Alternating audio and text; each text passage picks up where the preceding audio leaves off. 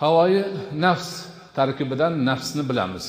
Ya'ni insonning nafsi, o'zi, joni, undagi bir havas, xohish.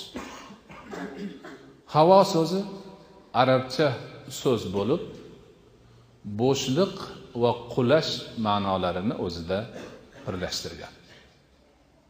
Shuning uchun osmon bilan yer orasidagi bo'shliq ham havo deyiladi. Ana shuning uchun shu havoga tashlangan narsa qulaydi. Chunki bo'shliq u yer. Ana havoyi nafs deganimiz bundan nafsning bo'shligi va qulashi. Ana shu ikki ma'no salbiy ma'nodagi havoyi nafs tarkibiga doim birga yuradi, qo'shilib yuradi.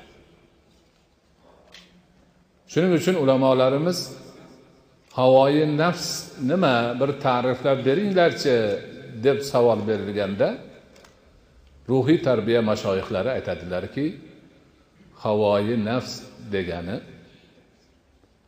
nafsning shahvatga moyil bo'lishi va unga erishish uchun gunoh ishlarni qilishi deydi.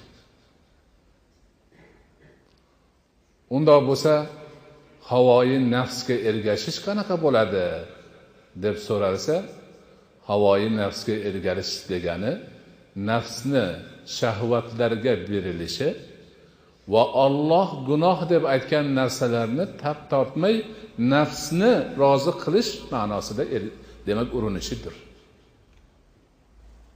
Ana havoyi nafs ta'rifi mana shundan iborat ekan.